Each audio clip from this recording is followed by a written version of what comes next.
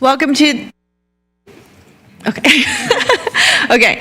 Welcome to the City Council regular meeting this Tuesday evening, September 5th. I now call this meeting to order. I invite all to join in the Pledge of Allegiance. Please stand. I pledge allegiance to the flag of the United States of America and to the republic for which it stands, one nation, under God, indivisible, with liberty and justice for all. Madam Clerk, would you please call the roll? With pleasure, Mayor. Councilmember Hedges.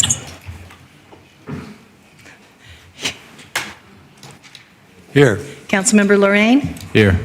Councilmember Newsom is here. Deputy Mayor Diaz-Nash. Here. Mayor Lee. Here. We're excited to be here in person with options for those who choose not to be in person to participate virtually. There are several ways to participate. For those attending in person, complete a yellow request to speak slip and hand it to the city clerk. If participating remotely, use the raise your hand feature in Zoom and you will be called upon at the appropriate time. If calling in by phone, press *9 to raise your hand, and when called upon, press *6 to unmute. These options for public comment will remain available until I close the public comment period for each specific item. Our first ceremonial item, a topic that I know is very dear to many of us, is Suicide Prevention and Recovery Happens Month Proclamation. It seems we have a representative from San Mateo County Behavioral Health and Recovery Services, Ms. Sherry Bowles, who can come up and receive the proclamation that I will read. Good to see you, Sherry. Thank you. So this proclamation is for Suicide Prevention Month.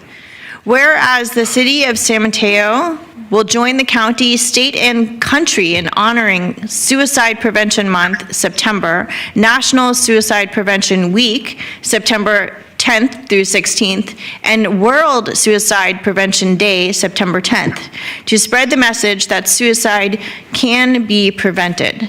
Whereas in 2022, 67 people died by suicide in San Mateo County, and 13,525 calls were received by the San Mateo County Crisis Line, run by Star Vista Crisis Center.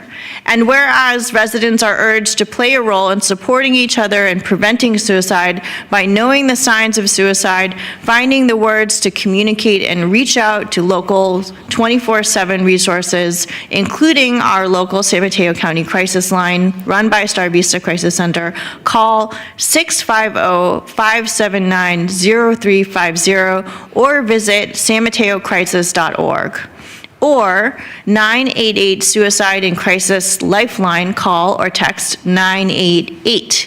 And whereas the San Mateo County Behavioral Health and Recovery Services Office of Diversity and Equity, Mayor's Mental Health Initiative, and partners are collectively organizing activities that our community can participate in throughout September Suicide Prevention Month, including free in-person and virtual events, advocacy days, and communication campaign. The 2023 theme is Share Hope Together. Ongoing updates will be posted at www.smchealth.org/SPM. And now, therefore, be it resolved that the City of San Mateo hereby designates September 2023 as Suicide Prevention Month. Be it further resolved, the City of San Mateo calls upon everyone in our community to find their role in suicide prevention. Signed by Mayor Lee. That is our proclamation number 1. And we want to bookend it with Recovery Happens Month proclamation.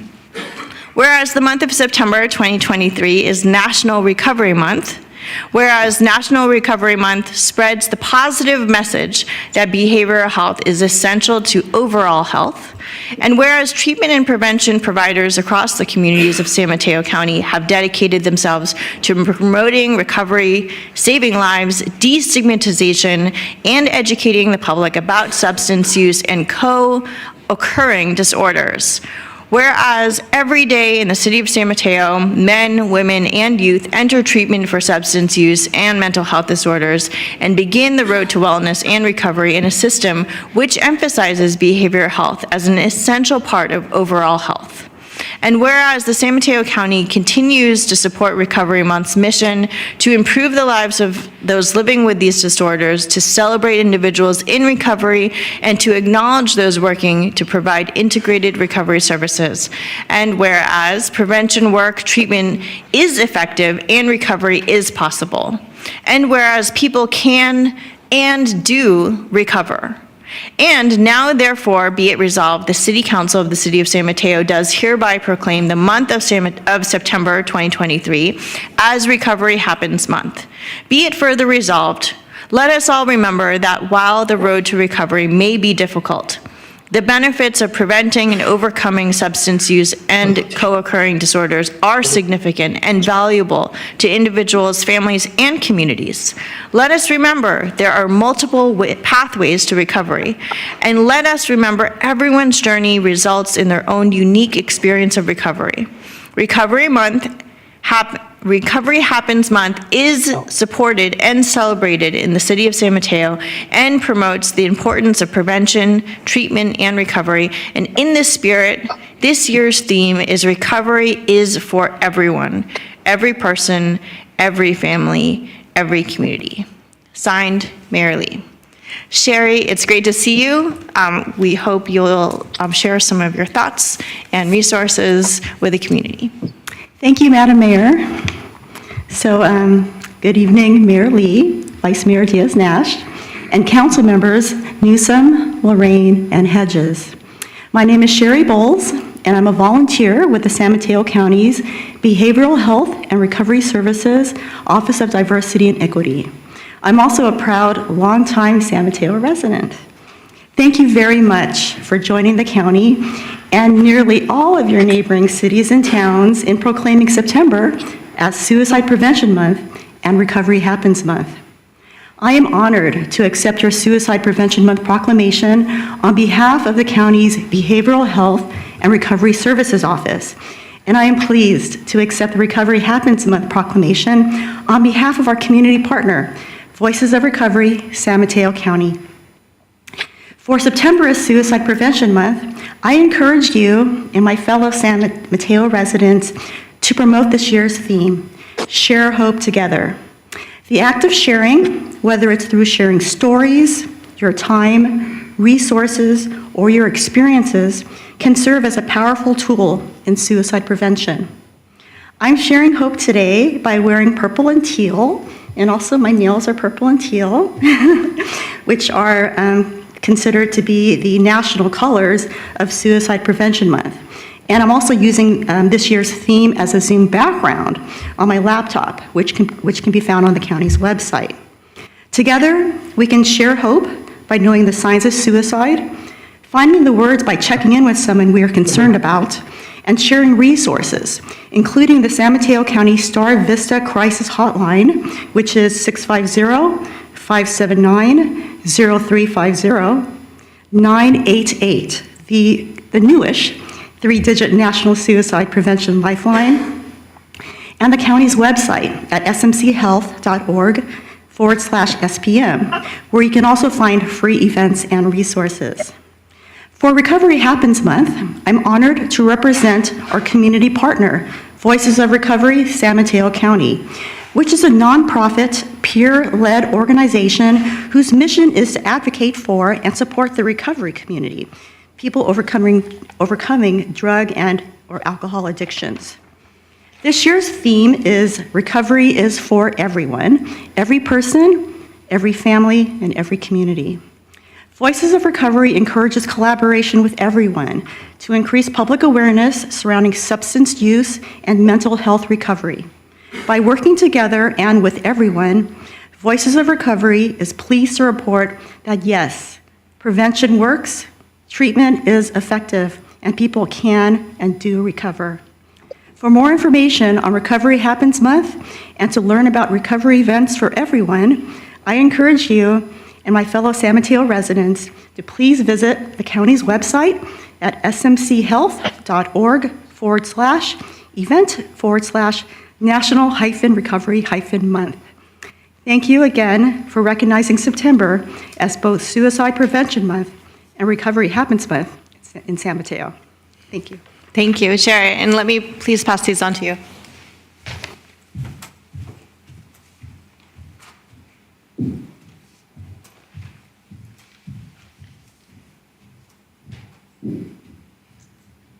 Thank you. Do you want a photo op? Sure. Great. Thank you. Thanks. Good to see you, Sharon. Chair, may I ask a question? Yes. Sherry. The county has this wonderful 211 system. I know you're probably familiar with it. Right. If I was feeling depressed or felt like I couldn't go forward, if I didn't have any other idea, and I called 211, does the operator know to immediately put them through to suicide prevention? If you do share with the operator your feelings, they will go to 988, which then automatically route to the Star Vista partners throughout the county. Thank you. I was hoping that was the case. Yes. Thanks. Thank you so much. Okay, moving on. We are going to consider the consent calendar. Deputy Clerk, would you please read the consent calendar? With pleasure, Mayor. All matters listed under the consent calendar are considered by the council to be routine and will be enacted by one motion without discussion. If discussion is desired, that item may be removed and considered separately. Item number 2, City Council meeting minutes approval. Item number 3, City Council 2024 regular meeting calendar adoption. Item number 4, drinking in public areas ordinance adoption. Item number 5 has been pulled from the consent calendar by the request of staff, and that is item number 5, tobacco retailer permit amendments, ordinance adoption. Item number 6, second and El Camino Real garage improvement agreement.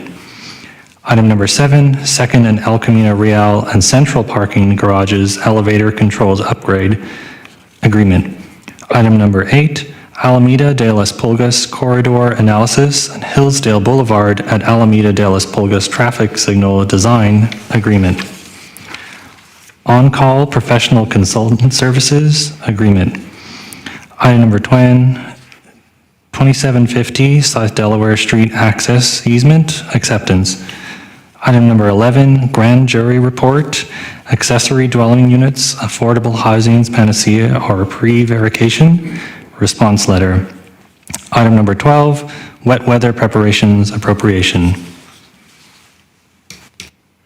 Thank you so much. This is the time to ask council, does anyone want to pull an item off the agenda? Seeing none, great.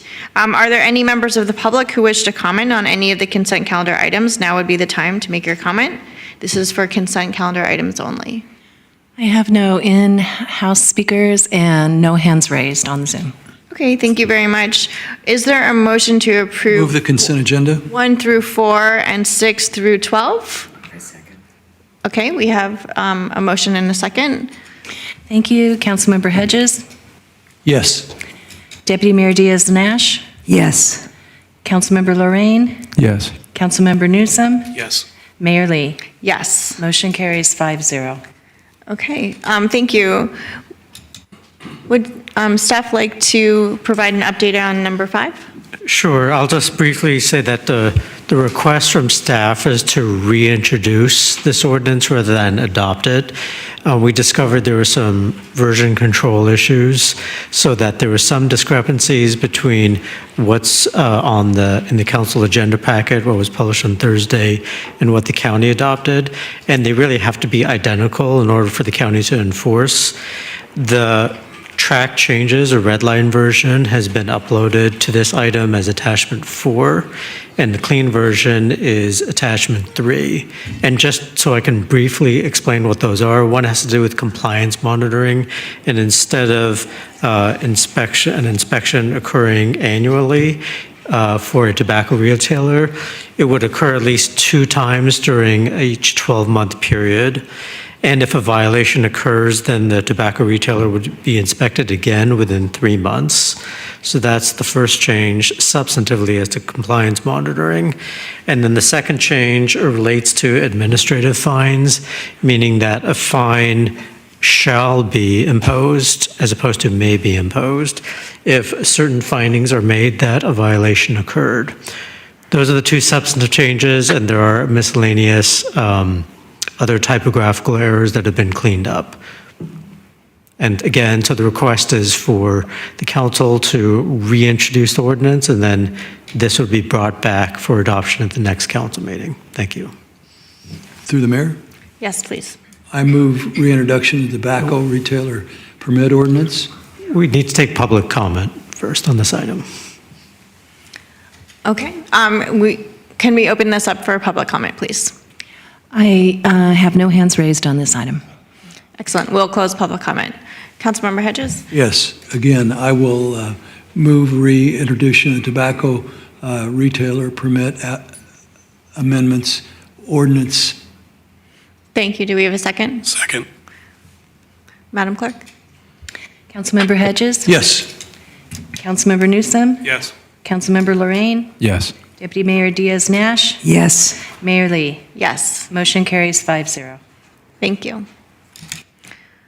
Okay. Is that what you needed from us? Thank you. And thank you to community that was watching this process so carefully that they actually caught our discrepancies and brought it to our attention. So shout out to the vigilance of community who keeps us on the right path. So let us move on to where are we? Here we go. Public comment for items not on the agenda. Yes, thank you. Thank you, City Clerk. This is where we open up public comment for items that are not on the agenda. Members of the public wishing to comment may address the City Council at this time. State law prevents council from taking action on any matter not on the agenda. Your comments may be referred to staff for follow-up. This public comment section is generally limited to a total of 15 minutes. However, that is subject to council's discretion and can be extended if council wishes to do so. If needed, the opportunity for additional public comment may also be provided later in the agenda. Madam Clerk, do we have any members of the public? I have no in-house speaker slips, and if you're intending to comment for items not on the agenda in the Zoom call, please raise your hand now. Madam Mayor, we have no public comment. Thank you very much. We will close public comment and move on to new business. Item number 13, we are welcoming Julia Klein, our Principal Planner in Community Development Department, to join us for a presentation on zoning code amendments for planning application extensions, ordinance introduction. Thank you, Julia, and welcome.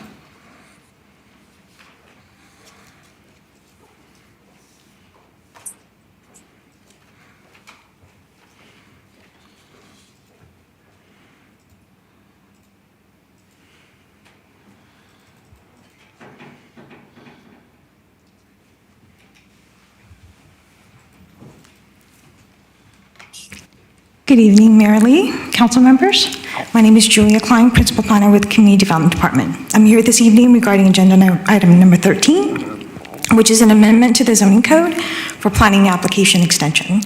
I'll provide a summary of the reasons for the code amendment and then an additional slide with the actual recommendation.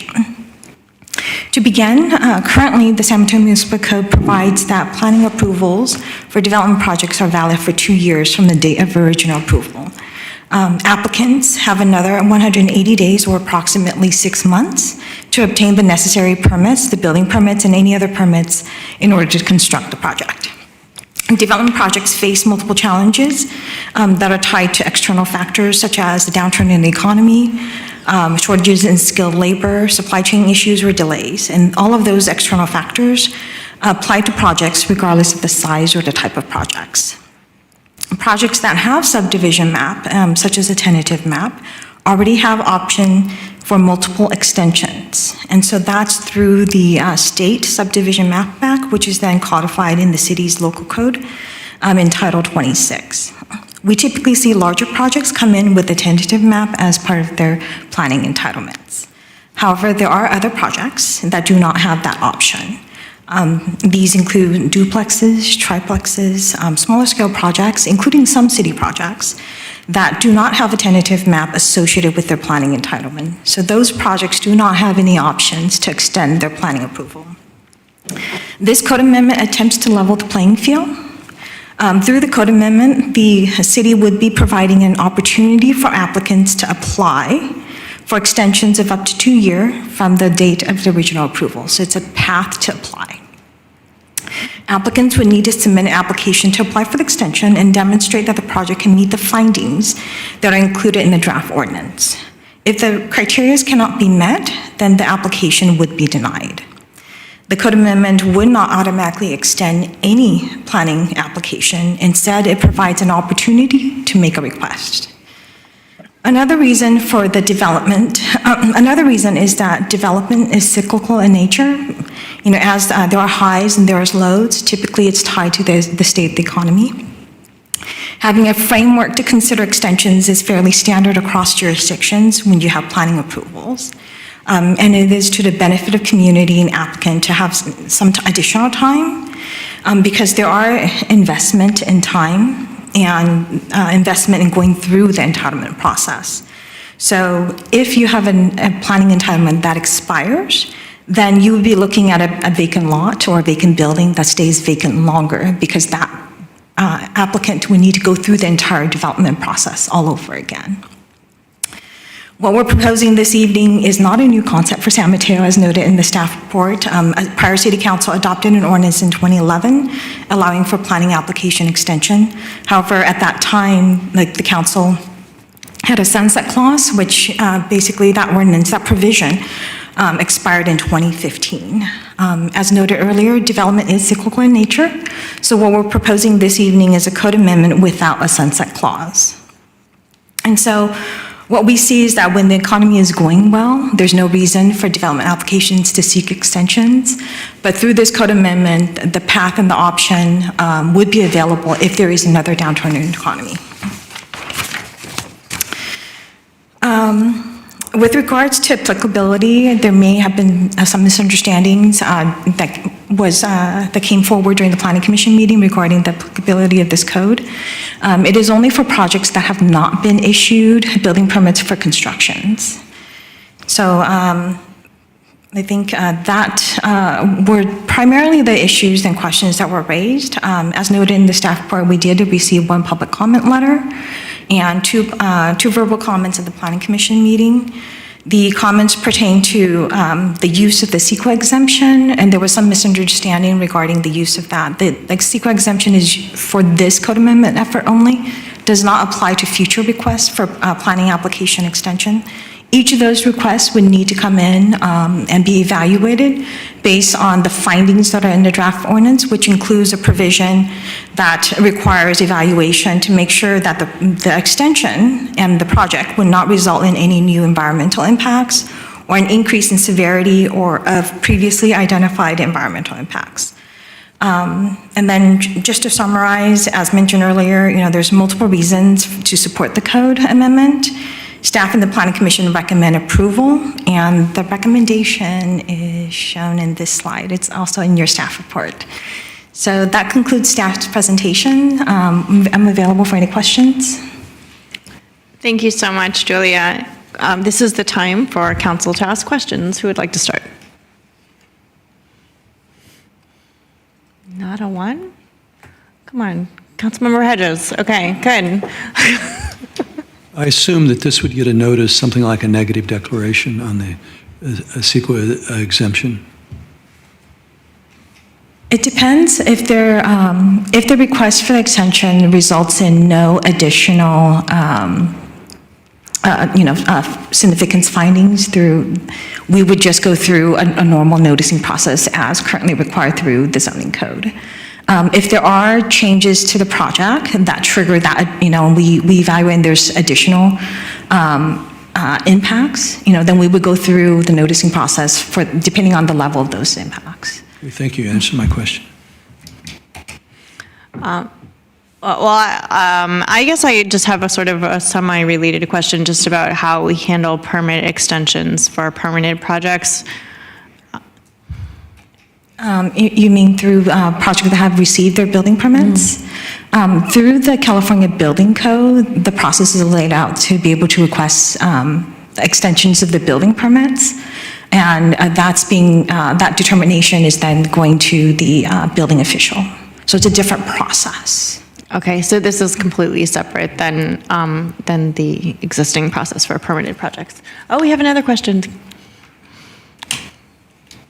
So it seems to me this isn't any different than what the state did after the 2008 meltdown, where they automatically extended, without the ability of the city to stop it, extensions of projects that had been delayed because of financial issues. It's not exactly the same for the exact same reason that you mentioned, that through the state, during the Great Recession, the state did automatic extensions. 3 times, I think. over 6 Correct. years. Yeah. That's at the state level. What we're proposing now is not an automatic extension. Applicants would need to apply. The draft ordinance has the requirements that they need to meet before the city can approve the extension. So it is not automatic the way that the state extensions were. And to further clarify, Councilmember Hedges, you're speaking to extensions of tentative maps under the Subdivision Map Act. There were automatic extensions established by statute around 2009, 2010. There were several.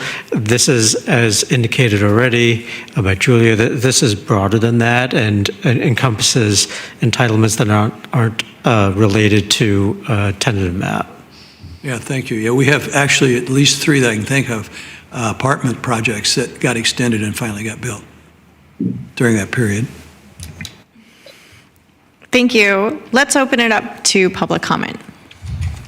Thank you. I have no in-house speaker slips. I do have one hand raised.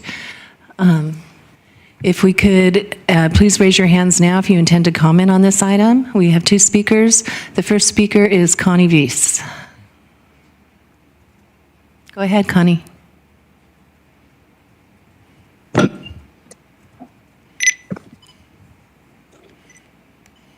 Connie, go ahead. Do we have the timer? Good evening. Yes. I'm Dave Cohen, representing Ethics San Mateo, the California nonprofit public benefit corporation. In keeping with our mission of advocating for a city government and officials that adhere to the highest level of ethical standards and our pledge to be issue agnostic, I want to make this perfectly clear. Ethics San Mateo does not oppose or support this ordinance. We can see that there may be both positive and negative effects if the ordinance passes. However, the fact that we have members of the Planning Commission working in conflict with the requirements to be fair and impartial should be of significant concern to this council and the residents of San Mateo. Therefore, we urge the council to scrutinize this as well as any other items submitted by the Planning Commission to ensure the Commission's recommendation is a result of a fair and unbiased process. Thank you. Thank you. The next speaker is Lisa Vandervoorde. Please go ahead. Oh, Lisa.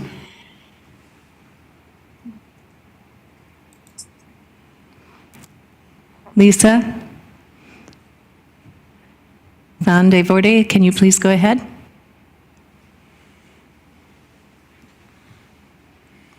You'll need to unmute yourself. Okay, can you hear me now? Yes, we can. Oh my gosh, okay, thank you. Good evening, City Council. I've been reading the language that you're being asked to approve tonight, and I have profound concerns with it. First of all, one may be my total misunderstanding, because when I read the provision, it says this amendment provides an option for applicants to request an extension of their entitlement for up to 2 years beyond that 2-year term. So beyond the initial 2-year term. So in my mind, that's 4 years. So if I understand the language correctly, approval could mean that developers can delay their projects for not just for up to 2 years, as was allowed before, but now for up to 4 years. That's a seriously long time, and I'd like to know exactly how the city benefits by adding yet another 2 years. But again, perhaps I'm misreading this. I'd also like staff to let the public know how this relates to demolition of existing buildings on the applicant's property. All those external factors are fine and are more common in this economy, but demolition of an existing property should not be allowed until those issues are resolved. We shouldn't have vacant lots sitting fallow and unproductive, waiting for a developer to get their ducks in a row. How can it ever be okay for a developer to decimate an entire city block filled with mom and pop businesses, put so many people out of work, have the city lose revenue in terms of sales taxes, property taxes, and business license fees, while the developer is awaiting funding or studies or whatever? I urge you to table this item until language regarding demolition is considered. Demolition should not be allowed during this period and should not be allowed until the building permit had been issued. Thank you. Thank you. We have no other hands raised. Thank you. Councilmember Hedges, that's a question. What would be the approximate size limit on the extension of these? In total, it would be up to basically 4 years. It would basically provide. No, I'm talking about the amount of money the development would cost. What I'm getting at is it's not large developers, right? No, this is for smaller developers. This is intended to provide that path for smaller developers. An ADU or something like that? A duplex, a triplex, a fourplex, small city projects. Okay, thank you. If I could interject there, I think the key is that it's for not subdivisions, correct? Correct. So it could be a larger project. I think the key is that it's not a subdivision. And so if I can think of an all-for-rent project, the deputy mayor and mayor visited one today, and it's a city project. And had that project experienced a significant funding delay for some reason, that could have been a project, and it is a larger project that we might have wanted to extend the entitlements on. That's a 225-unit for rent project. And so it could be a larger project, but more typically when we see rental units, they are smaller, but this doesn't necessarily only apply to housing projects either. The key is that it's not subdivisions. I see Minara has joined. Minara, would you like to chime in here? Good evening, Honorable Mayor Manira Sandhu, Planning Manager. I was just about to add to what Christina said, that this particular ordinance code would apply to all planning applications. It isn't specific to just smaller projects. Thank you. And so at this point, the planning application is separate than the permit issuance, correct? And so I think, there might be some public misunderstanding about sequencing. Would you care to clarify that? Sure. I think that, for the record, the planning entitlement needs to happen first before any building permits can be issued. And so through this code amendment, what we're looking at is basically providing an additional 2 years beyond what is currently allowed for planning approvals. So it's in total, the public commenter is correct. In total, it could be up to 2 years, up to 4 years total. But just to specify that in these situations, the building permit has not been granted, so therefore you would not have broken ground, right? You would, no demolitions. So demolition would not have taken place at this point. So just to make that as explicitly clear, I think, to the public. That is typically the case. There are occasions, although it is unusual, where someone may be issued a demolition permit while their entitlements are still active and they may not have a building permit. In those cases, there's usually a condition of approval, and I think the speaker may have been referring to a specific project, and they did have that situation on that lot, and that was approved by the Planning Commission. The reason was because they needed to do testing under some of the buildings that were on the site. And I would also just clarify that once the developer takes ownership of the properties on the site and of the buildings on the site, the city doesn't have control over what that current owner does with those buildings on the site. So in this case, we happen to have a vacant site that doesn't have any buildings, but it's possible that we could have had vacant buildings on the site as well. And so there are other situations that could occur. And so it just so happens that in this site, the buildings were demolished. I would also just like to clarify on the record, since we are talking about that project, that particular applicant is pursuing the building permits actively, and we are seeing steady progress toward that applicant obtaining the permits. And so as far as we know today, we do foresee those permits being issued. Thank you. Julia, did you? And then to add to Christina's comment, I think that particular project sought an extension through the subdivision provisions in the code, not through this code that we're proposing this evening. Thank you for the clarification. Okay, with that, we'll close public comment, and this is the time for council deliberation and remarks. Who would like to start? Councilmember Hedges, look, your mic is already on. It's because I've been talking so much.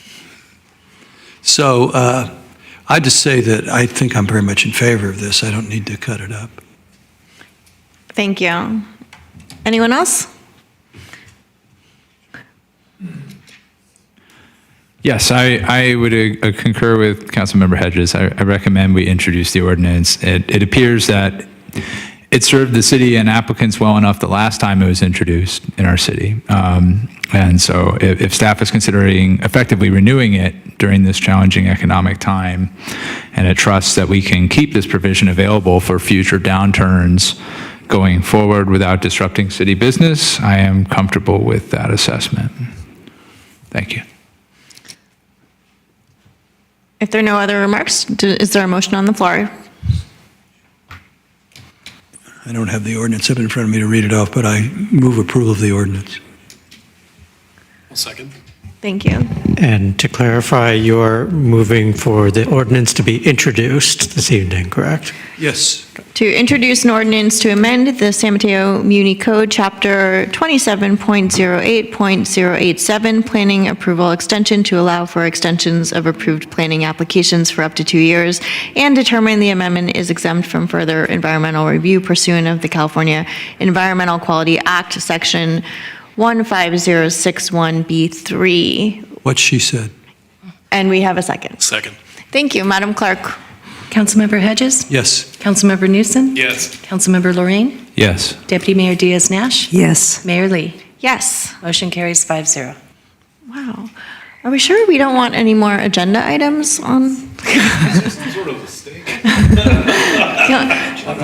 Council, Julia, do you get what you need from us? I did, and I think just for the record, there's going to be a second reading at the next scheduled city council meeting on this item, and then the ordinance will become effective 30 days after adoption. Thank you so much for clarification. Okay, unless we don't have any other agenda items, this is the time for reports and announcements. Who would like to start? Councilmember Lorraine. At the risk of stealing a potential report and announcement by the deputy mayor, I just want to note that I really want to share my appreciation to city staff for putting on an awesome general plan update town hall last Thursday at the senior center in District 5. I feel like District 5 really turned out, and so I appreciate the effort that went into getting the word out. And just, it was great to see the city clerk there and a number of other members of staff. I felt like the presentation was thorough, and it had a special focus on District 5 areas in the city that are affected by some of the study areas in the general plan. A number of questions were asked. We heard residents bring up a number of topics, and I was just privileged to be a part of it. And if you happen to miss last week, I imagine the deputy mayor can give you some information on how you might be able to still participate. Thank you. Go ahead. I guess that's me then. First off, I said you are not stealing thunder. You can say nice things about those community outreach meetings all day long. And I also want to thank Councilmember Lorraine for being very engaged with the audience. I saw you involved in lots of different discussions, so that's great. This is such an important time, and all of our staff was involved. And this is our future. This is the next 20 years, so we all should be engaged. So I would absolutely like to take Councilmember Lorraine's invitation to encourage everyone in District 1 and then anyone else in the city for which it makes sense to come tomorrow night to the main branch of the library on 3rd Avenue at 5:30 for an open house until 7 o'clock, and then a presentation from 7 to 8. So you'll have a chance to learn all about what the general plan is about, talk with our city leaders in terms of staff and what they're doing, and then also hear questions from your neighbors across the community. So I hope we have as good a turnout tomorrow night, but I think it's just great that we had such a great turnout last time, and I encourage everyone for the rest of September. So a couple of other things. Number one, I would like to acknowledge that yesterday was Labor Day. I mean, that is such an important thing for all of us, and it is not just the last hurrah holiday of the summer.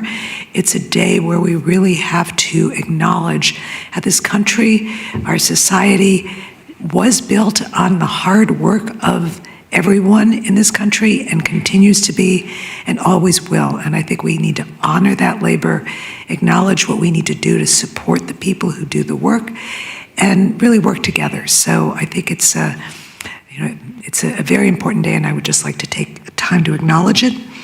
And then also, and I'm sure I can pass the baton later to Mayor Lee, who I'm sure will have more to say, but we, Mayor Lee, myself, and a number of staff were today honored to host Congressman Kevin Mullen and his staff in a day in the district that visited our clean water treatment program, visited the Marina Lagoon, and visited Kiku Crossing to see what was going on. And I think it was such a great example in two cases of the great work the city is doing and working together on, which gave us a great opportunity to say, here with the Marina Lagoon is a project we want to work on, and we're putting our own money into it, but we're going to need some help. So I think it was a great effort by everyone to keep the momentum going. So I will turn it over to the mayor for further comments. Anyone else with reports and announcements? Well, I like to be the fun person. So I just want to call out that we have Thursday nights on B Street this whole month, and we have Friday night movies the whole month. So hopefully we get the great September weather and get out there and enjoy the assets of our city. Please. When I got involved with MTC and I was involved in the planning of station area developments, one of the things I emphasized was daycare. No one gets in a car and takes their child to daycare and then comes back to public transit. And I'm happy to report that we're going to have a new facility that will operate as a daycare facility here in San Mateo. It'll be opening soon. And I'm very excited about it. And just yesterday, Labor Day, was very exciting for me. I went to Oakland to be with United Healthcare West, that's an SEIU affiliate, and their rally and march, they're all members of Kaiser and looking for a contract that at least makes them affordable to live here and as well helps in securing long-term employees. And I'm also excited about Thursday night on B Street. Thank you. So that's all I have for right now. Thank you so much, and we will adjourn for tonight.